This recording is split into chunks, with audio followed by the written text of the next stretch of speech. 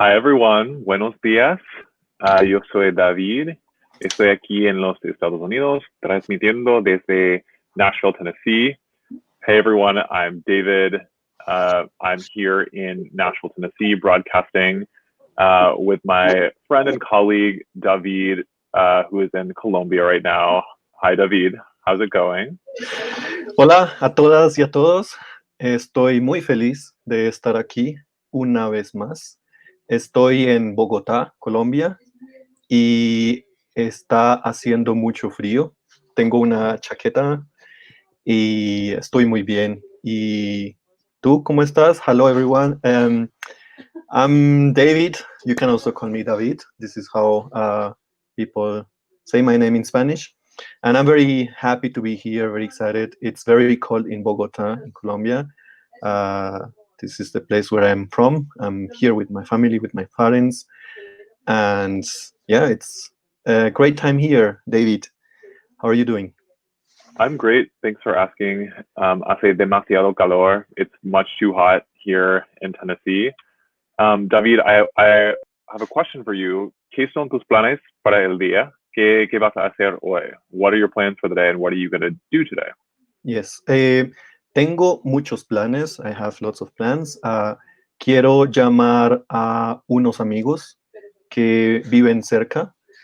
Aquí las condiciones son difíciles, por eso podemos ver solo a amigos, a personas, a familiares que viven cerca. Y esos son mis planes para hoy. These are my plans for today. I want to see some friends. Due to the conditions here, to the current situation, we are only allowed to visit families, near relatives here nearby, so we cannot take the bus. These are my plans for today. So, David, we should start with today's topic. But before we do that, we can have a quick review of what we saw last week, which was an interesting topic. What do you think? Yeah, last week, if you remember, if you were with us last week, we talked about certain verbs in Spanish that require the use of a preposition after them. So these exist in English as well, but in Spanish, some of them have to be learned because they're very unique to the Spanish language. So one of them that we talked about was the verb pensar. And when we talk about the verb pensar, which means to think, we have a specific preposition that follows it. So we displayed the sentence from last week on the screen.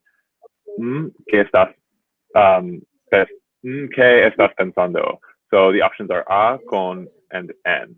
So go ahead and write what you think the correct answer is in the comments box.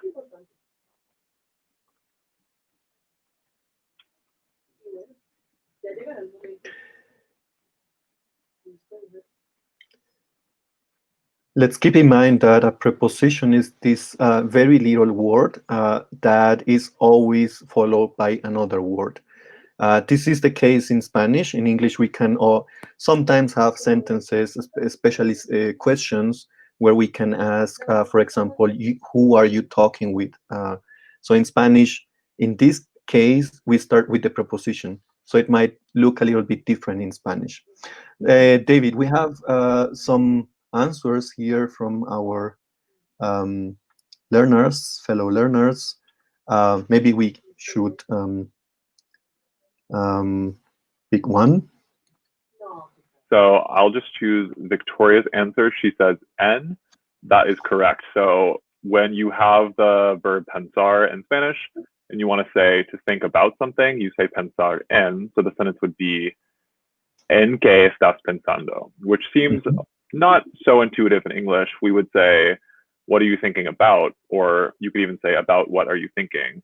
In Spanish, you have to put the preposition in this beginning position. So you use en qué estás pensando. So just one of many examples we talked about last week of prepositions that are required with certain verbs, like soñar con, which means to dream about, stuff like that. So hope that you remembered some of the lessons from last week. If not, feel free to watch last week's video and refresh yourself. But we're going to move on to this week's topic, which is something that we have talked a lot about in the past, and we have promised that we'd present to you for many weeks now. And it's something that's called the personal a. So you can see in this example below, we have the preposition a as the first choice. And last week we mentioned that means to in most cases. So what happens when you have the little preposition a in front of a direct object? You might have noticed that before. What's that all about? That's something we're going to try to explain to you in this episode. Yeah. So I think first we should start with what is a direct object. So with the definition of direct object, this is something that we reviewed in like some weeks ago. But here we have a quick recap. And let's start with this very easy sentence. Yo bebo un jugo de manzana. This is Latin American Spanish. In Spain, they would say un zumo. I'm drinking an apple juice. Yo bebo un jugo de manzana. So in this case, we have a subject. We have someone doing an action, which is in this case, beber, to drink. And this is me. So for example, David bebe un jugo de manzana. In this case, we have David, who is the subject. And un jugo de manzana, an apple juice, that would be the direct object. So this is something that is being affected. In this case, we can also say the apple juice is being drunk. So it's very, very easy. Let's have another example where we have a direct object. Direct objects can both be people and things, or even animals. Let's have a look at this sentence. El billete lo compras tú en la estación del tren. The ticket, do you buy it in the train station? So here we start with the direct object, el billete, and that's why we are using here a pronoun, which is lo. So we can just delete or drop el billete, and we can also say lo compras tú en la estación del tren. And here we are saying you are buying something, or we are asking, do you buy something? What's that something? That's el billete. So in Spanish, since we don't have like declinations or changes in the word, but we have also big flexibility, which is not the case in sentence construction in English. We can start a sentence with the direct object, el billete, lo compras tú, and it's just important to recognize who is doing what. In this case, are you buying or do you buy the ticket in the train station? And let's have another look at another sentence where we have also a direct object. So in the first two examples, we had sentences where the direct object was an object, a thing. But let's have a look at this sentence. Mis amigos tienen dos hijas. My friends have two daughters. In this case, we have a sentence where the subject is mis amigos. They are the ones who possess something, who have something. And what do they have? They have two daughters. So dos hijas is the direct object in this case. And we have another little example, which is also a review of a topic that we saw some weeks ago, double negation. No veo nada aquí. I don't see anything here. So if we wonder who the subject is here, we can recognize this through the verb ver, to see. Yeah, to see. So here we have veo. In this case, it's clear that it's me. Yo veo. And I'm saying here, no veo nada aquí. So let's remember that the double negation is always used when the negation word nada, and we have some other negation words like nadie, nunca. When those negation words are always placed after the verb, we need like an auxiliary negation, in this case, no. And nada, nothing, you might not believe this, that can be an object, a direct object in this case. don't see anything. No veo nada aquí. And nada is a direct object. So, David, we have cases where this direct object that is very simple in English, expressed and used in English sentences, might be a bit complicated in Spanish because sometimes we need a little word, a little preposition, which is a. When do we use this a?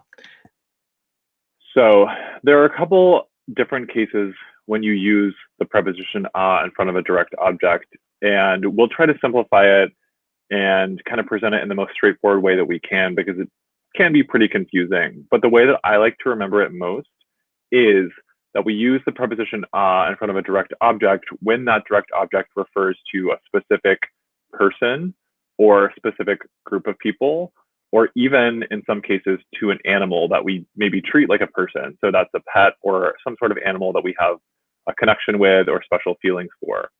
So let's go ahead and see a couple examples of this preposition in context. So we gave you some sentences before where the direct object was, in most cases, not a person or a group of people. We had drinking an orange juice, or what was the other one? I don't see anything here. Buy the train ticket. But what about an example of a direct object that is a person? So here, I know it's a lot of text. We'll walk through it with you right now. We say, one person could say, conoces a Miguel. So if you remember from one of our first episodes, conocer means to be familiar with, usually someone, but also maybe an idea. So in this case, it's a someone, a specific person, Miguel. Do you know Miguel? But we can't just say conoces Miguel. We have to have this very small word a there. Conoces a Miguel. So then someone could respond, no lo conozco aún. And that would mean I don't know him yet. In that case, when we convert Miguel, the name, to a direct object, lo, which we've talked about in a past episode, we put it before the verb, and we actually don't need to have the preposition a anymore. So conoces a Miguel, we have Miguel's name, we need the preposition a before it, and then we say no lo conozco aún. That means I don't know him yet. We don't need the preposition a there. So what happens if we're talking about an object in this case? We could say, ¿conoces el último libro de Miguel? Do you know, or are you familiar with the last book of Miguel? If Miguel were to write a book, in this case, the direct object is not a person. It's actually a thing. It's just a book. It's something that has no personified qualities. In this case, we don't use the preposition a. So you can see the same verb, conocer, in two different contexts, one before the direct object Miguel, a person, specific person, and one before an object, el último libro. And in that case, we don't use the preposition a. Okay, so let's see a different example. And we hope that this will start to become a little bit more clear to you. Just as this, it's just a funky little concept that in Spanish is very important to have, but in English, there's not really an equivalent. So like many of the expressions we've taught in Spanish over these past episodes, you kind of just have to practice and practice until it becomes kind of like second nature to you. Okay, so what about this sentence right here, David? Has invitado a mucha gente a tu fiesta. You've invited many people to your party. Yeah, so here we have gente, which is translated with people in English. Just have a look at the form. Gente is singular in Spanish, so we don't say gentes, but gente. And in this case, we have it as a representation of a group of people. That being said, means that we need the preposition a before mucha gente, lot of people. So when we are inviting someone, which is the direct object in Spanish, we always use the preposition a. This is a general. But just to make it clear, there is a difference between a verb with a preposition, a verb that always demands a preposition, like we saw in the past week. And in this case, we have a verb like invitar, which is a verb that doesn't demand a preposition. The preposition is used just because we are having a direct object. We are inviting someone, and that someone needs to be accompanied, needs to have a preposition a. So in this case, we have has invitado a mucha gente a tu fiesta. Don't get confused by that. Gente is a representation of a group of people, and that's why we need the preposition a. But let's have a look at another sentence.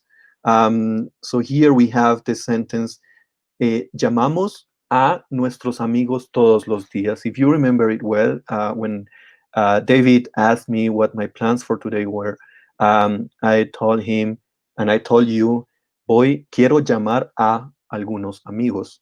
So in this case, we have also a verb like llamar, which means to call. And if I want to call someone, that someone needs to be introduced with the preposition a in Spanish. So in this case, we say in Spanish, llamamos a nuestros amigos todos los días. We call our friends every day. So here we see a pattern. This personal a works almost always with people, with groups of people being the direct object. And we will see this again in the next sentence that we brought to you, which is, ¿quieres acompañar a tu madre?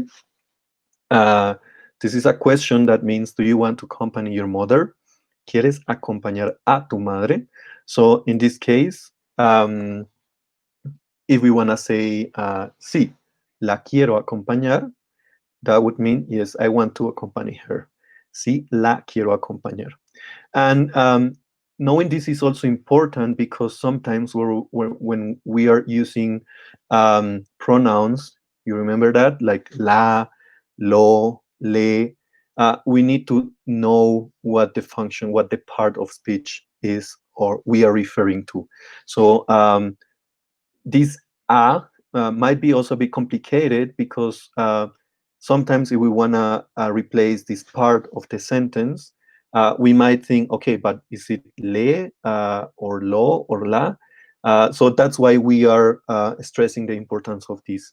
In this case, we are talking about direct objects. So direct objects are always replaced with the pronouns lo and la. But let's come back to these direct objects where we need the preposition a. What other examples do we have, David? So this one we kind of talked about last week when we were introducing verbs in Spanish that don't require a preposition, and we mentioned mirar. Other verbs include escuchar, to listen to, and in many cases you actually don't need a preposition.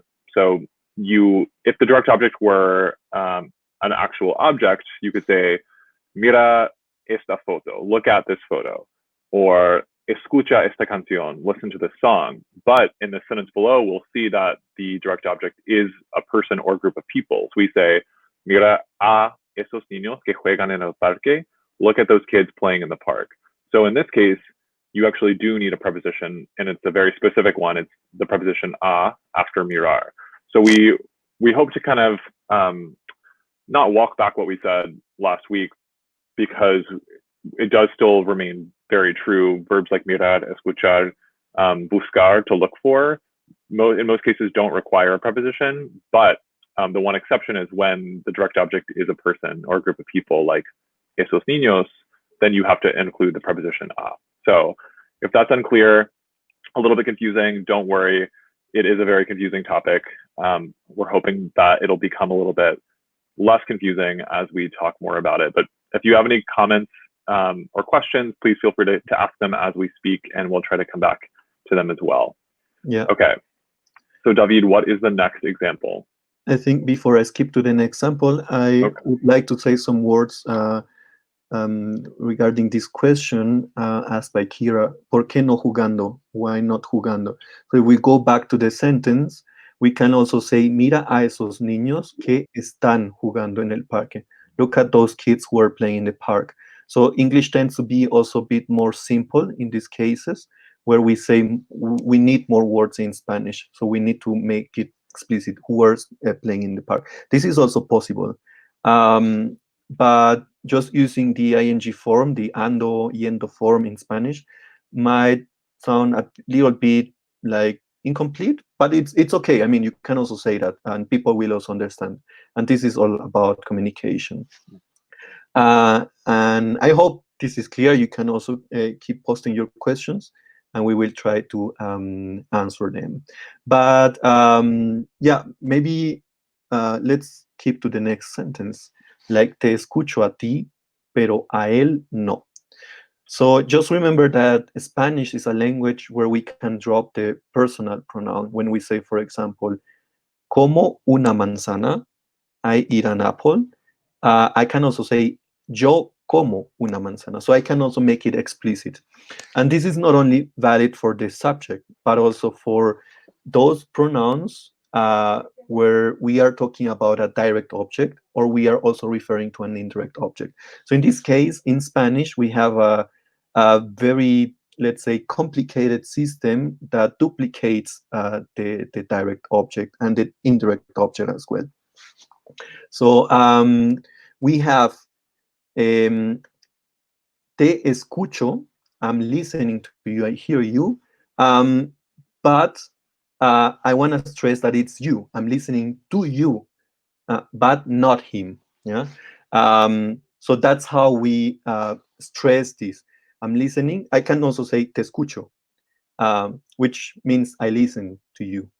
But a ti, a él, that also helps us also introduce or stress the direct object in this case. I hope this is not too confusing. We will also see more examples, maybe not today, but we'll also maybe hear someone using them, like why twice te and a ti and a él, and when to use it. This is something that we will also explain in a future episode. But let's keep to the next example sentence, which is also a little bit tricky, I would say, because here we are mixing different topics that we have already introduced. So here we have double negation again. Remember the sentence no veo nada, I don't see anything. In this case, we are using a negation word like nadie, which means no one. So if I don't see anyone here, in Spanish I use the word nadie, and here you see that the nadie negation is being preceded by the preposition a. So in this case, no veo a nadie. Aquí means I don't see anyone here, and I hope you understand that nadie is referring here to a person, even if it's a person that is not existing, it's not here in this place, but it's a person. And that's why we are seeing someone, we would use the preposition a, and if we are not seeing anyone, we will need the preposition a as well. So it's important. And here we see the question, ¿tú ves a alguien? Again, so we see here the word alguien, which means someone, anyone. And again, since this is the direct object, you see someone, this word needs to be needs to follow a preposition a. So tú ves a alguien. And I think these are the most important cases where we have this personal a in Spanish, where we are talking about that direct object. It's very important. It's very useful to see that there is a pattern. In almost all cases, we are using the preposition a. And that's how we come to say sentences like, amo a mi mamá, for example, I love my mother.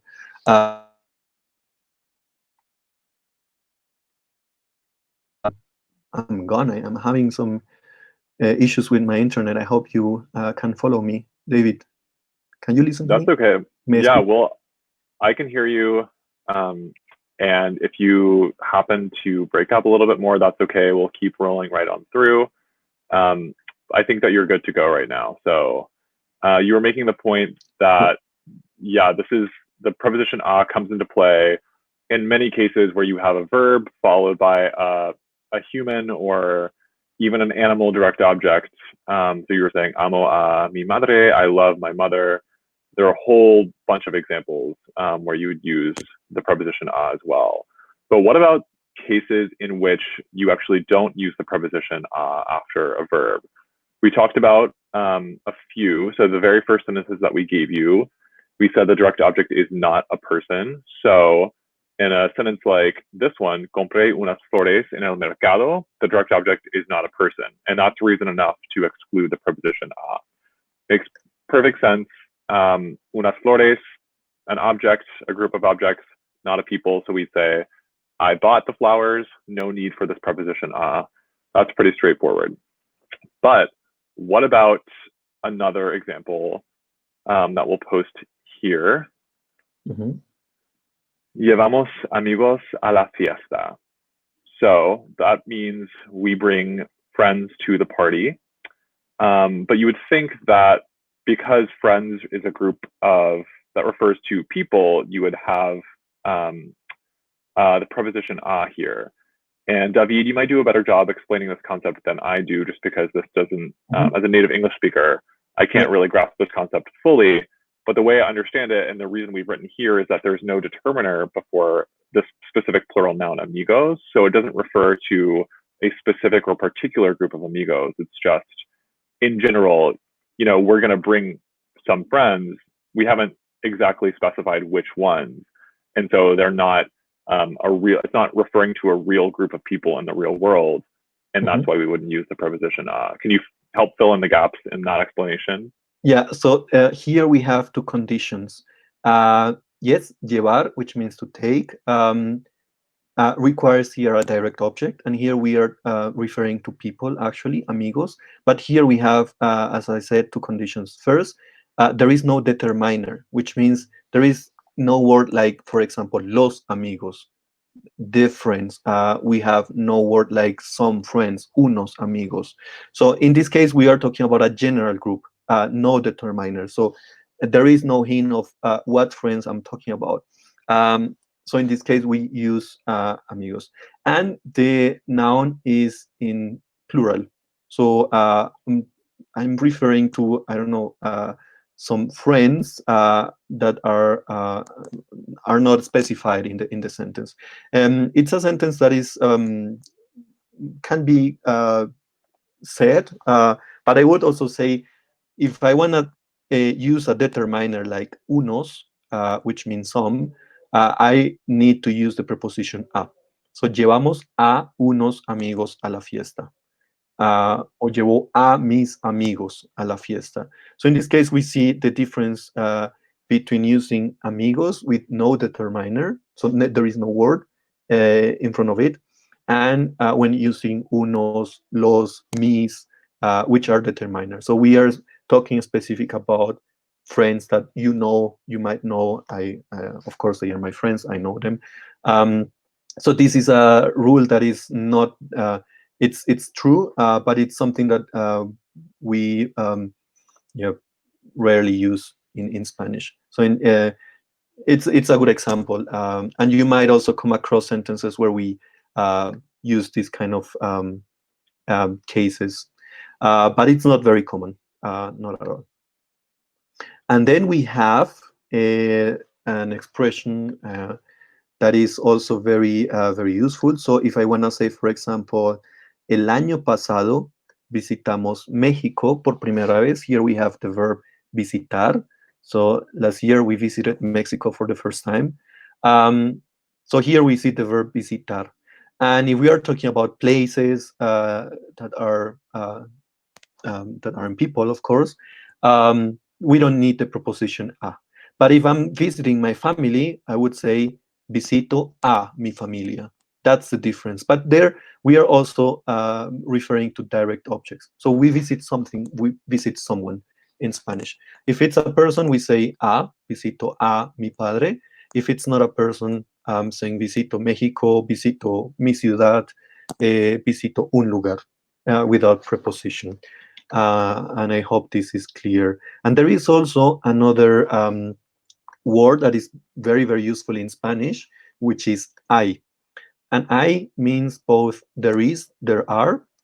And in Spanish, when we use this little word that's very useful, we are adding a direct object. So in this case, we have hay un señor esperando afuera. There is a guy, there is a man waiting outside. And in this case, we have I. In Spanish, we always need a direct object here. It can be a thing, an object. It can be a person, and this is it's undefined. So here we have a man. I don't know what man. Yeah.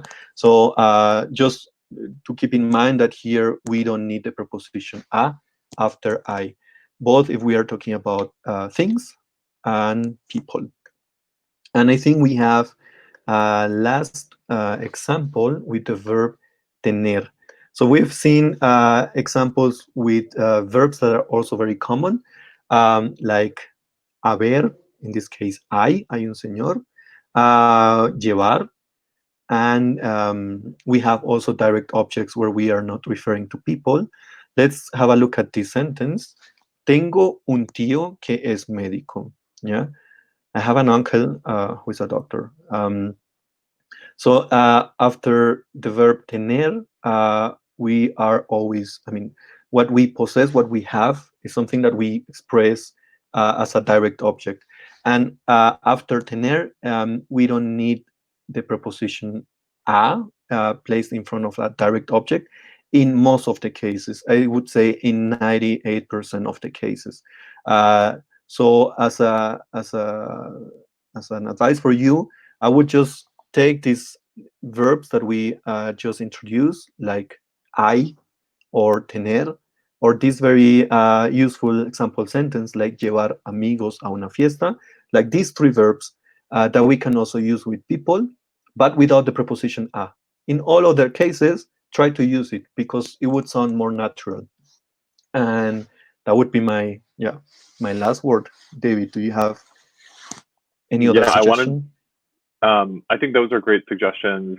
I wanted to address a question that we got from Tracy about 12 minutes ago, and she said, why didn't you use the preposition a back in the sentence earlier about the daughters? And this is what we were just explaining. The verb tener in most cases doesn't require the preposition a. So the sentence was, mis amigos tienen dos hijas.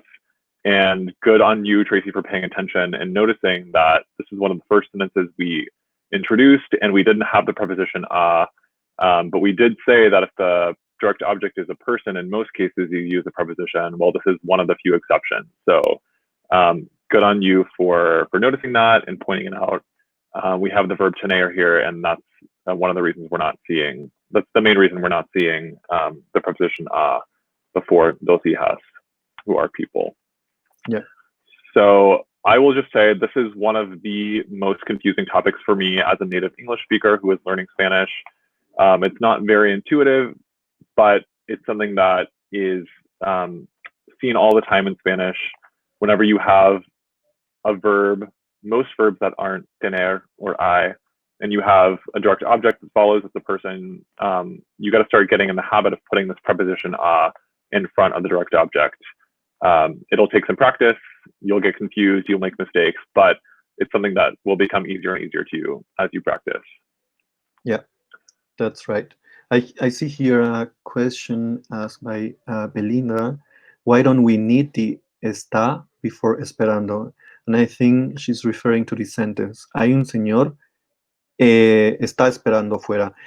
We could also say hay un señor que está esperando afuera. Yeah. There is a guy who's waiting outside.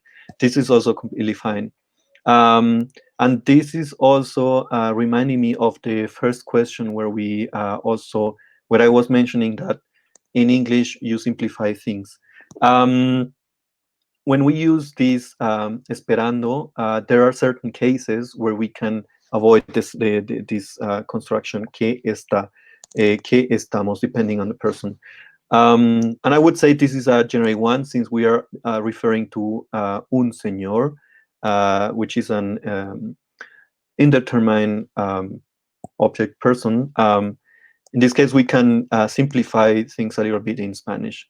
You might get a bit confused also, because sometimes I'm seeing it's not possible to make it more simple in Spanish. Sometimes it is.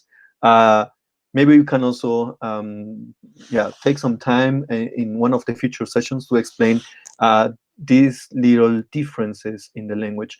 But since this is not mathematics, this is also one of the reasons why I love languages, because we have many possibilities to say the same thing using different words.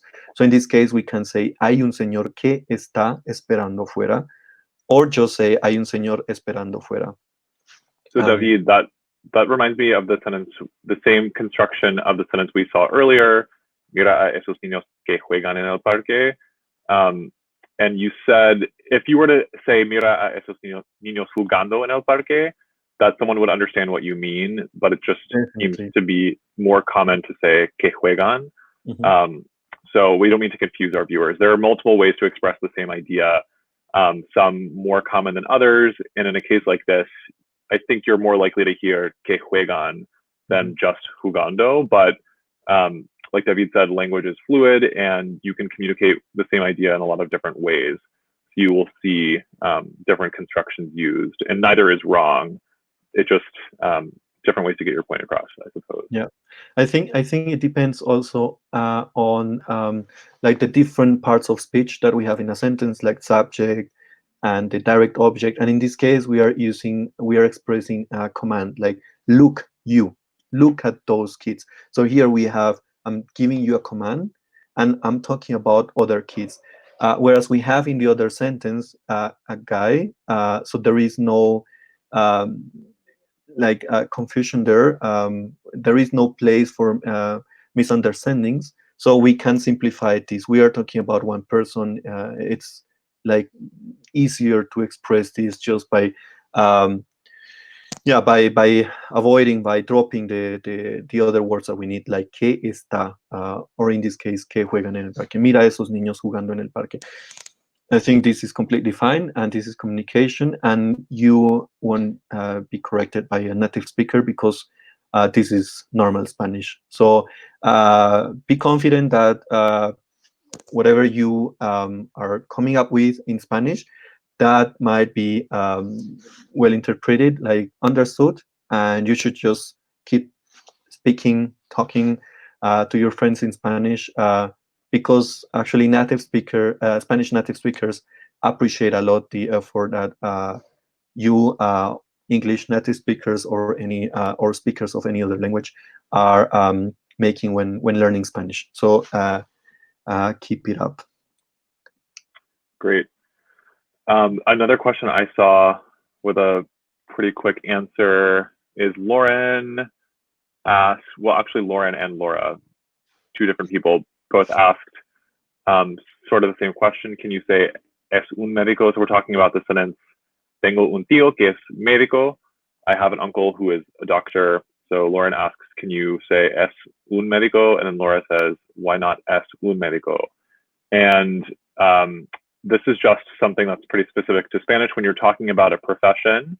I think we talked about this when we gave an episode about ser versus a star, but professions they fall under the category of ser. They are, you say, I am this, yo soy médico, yo soy profesor, or David es lingüista. And in these scenarios, you actually just don't require un or una, the indefinite article.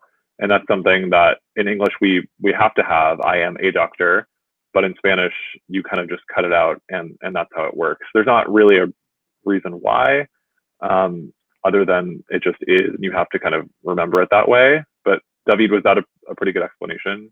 Yeah, I think so. I mean, if we are using professions, if I'm saying soy traductor, I'm a translator. In English, I do need this un traductor, whereas in Spanish we don't need that word. But you can, of course, use it, and everyone will understand. It's just that we don't use it. We don't need that word for you to understand what I'm saying. This is just one of those legal differences that there are in between Spanish and English. So I hope this is clear. I'm seeing here like different questions. Let's go with this. This has nothing to do with today's topic, but this is something that we can talk about in one of our next episodes, like when to use past participles as adjectives. We will remember this for a future episode. Just showing this on the screen to motivate you also to add any other topics, questions that you might have when learning Spanish. And I think to sum up here, Larry is saying, yeah, you're saying is used before a direct object or after a verb. What we are saying today is that we need we use before a direct object that is a person. That's today's topic. There are some few exceptions with verbs that are very important, like there are, tener, to have, and we saw also another example with the verb llevar.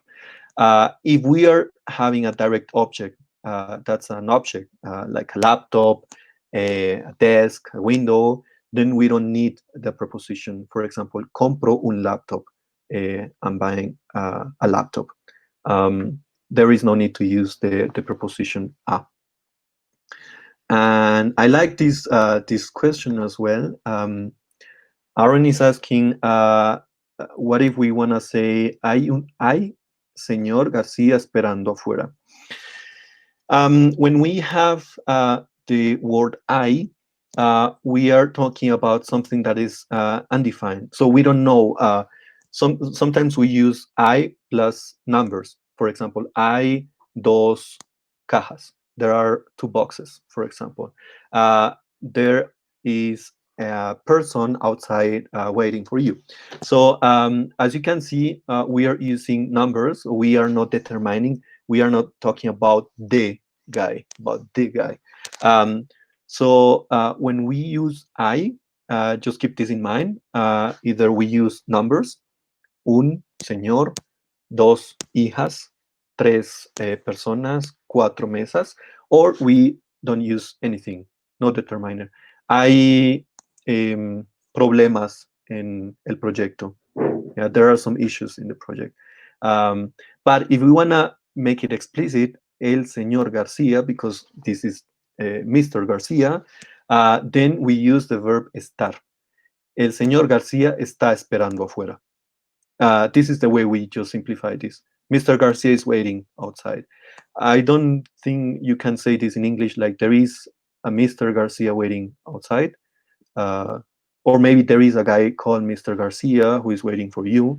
And this is also something that we can do in Spanish. Hay un señor que se apellida Garcia, and he's waiting outside. Yeah, so this is like how we can handle with these differences.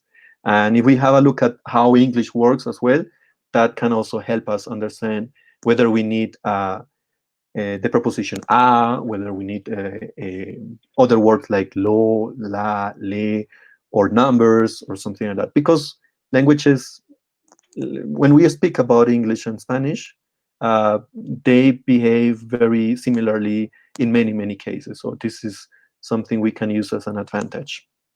And I hope I could answer your question. That was a great explanation, David. Could not have done it better myself. Let's go ahead and test our viewers with 2 example sentences, and we'll leave them with a homework question to be answered in the next video.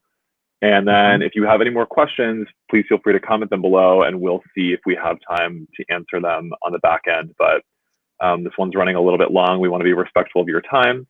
So we'll go ahead and post some questions here, and you get to choose between 2 right answers. Well, 2 answers, one of which is right.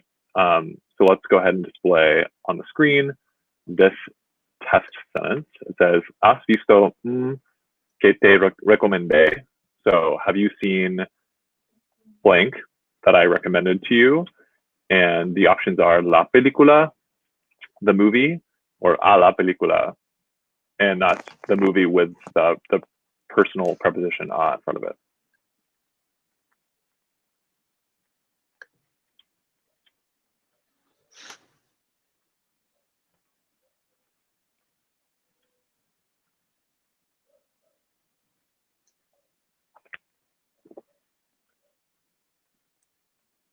We can already see some answers. And I'm very happy to see that they say the first option is correct. So maybe let's see. Yeah, Joanna says la película without the preposition a. So if we go back to the question, ¿has visto la película que te recomendé? That's right. We don't need the preposition a because we are using here a direct object. That's not a person. It's the movie, la película. Have you seen the movie I recommended to you? This is great. Well done, everyone. I have here another example, another sentence, and I would like you to tell us what you would use. Amo, I love, and here we have two options: mi familia or a mi familia. So now I'm asking you what the right answer is. Amo.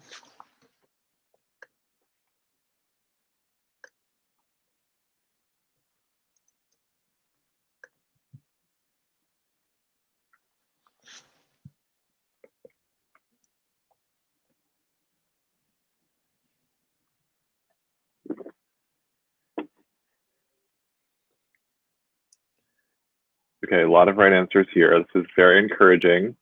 I'm glad you were paying attention. So let's go ahead and choose, I'll put Molly's answer on the screen. Mi familia, so number 2, that is correct. So mi familia refers to a group of people, a specific group of people, and the verb amar, to love, is something that requires a direct object.